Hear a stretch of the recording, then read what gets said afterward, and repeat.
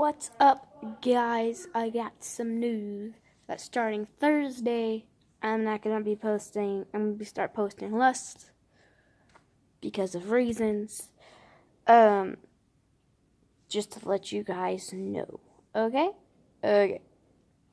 No, Thursday I actually start doing schooling because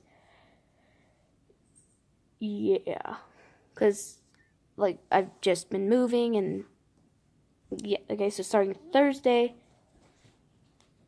I'm not going to be like totally like, oh, I'm not going to post anymore. Like, no, probably on the weekends.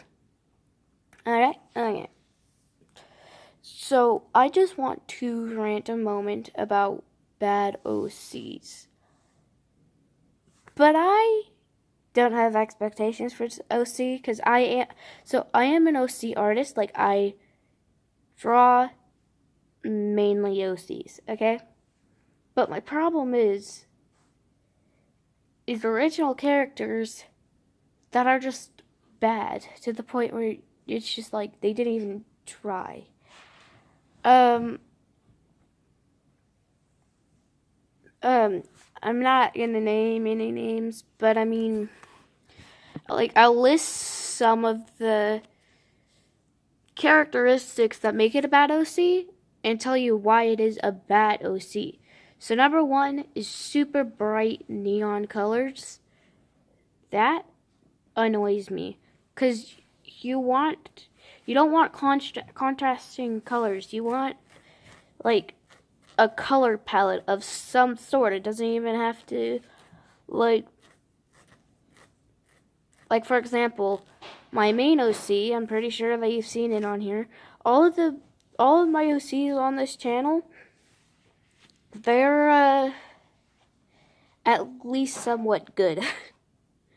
Their color palettes aren't super contradicting, and if at first I have something that is like super contradicting, I'll change it in like the middle of it, and that'll be it. But like people who like just make it like super rainbow, like the one thing that I can think of to where that is okay is if it is like a trying to think of the word.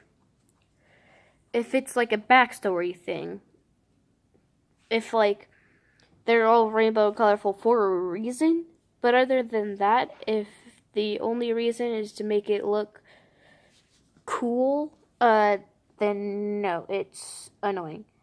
The second thing that annoys me is depressing backstories. Like I have one or two OCs that have depressing backstories, but don't make them all depressing backstories because then they get really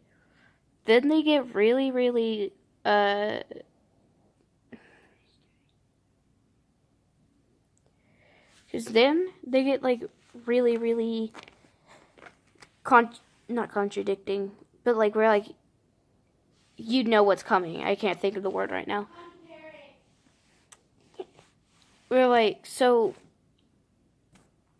like it makes it to where like you know what's coming next, and it's just like no, like I have maybe one or two that have depressing backstories.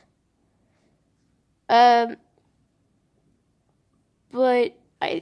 like if every single one of your OC has a depressing backstory, but also the same thing is that the two OCs actually do have a depressing backstory, it's for a reason, and it's actually incorporated with their design and personality. But people to have depressing backstory without any to have a depressing backstory without any context, or like just to have it and they're perfectly fine and normal, that just doesn't make sense to me. Like, when have you seen a person that does have a depressing backstory? Which, number one, most people don't. That's the first thing. And keep in mind, I have like hundreds of OCs that I've done over the years, and only 2 of them have depressing backstories. So keep that in mind too. But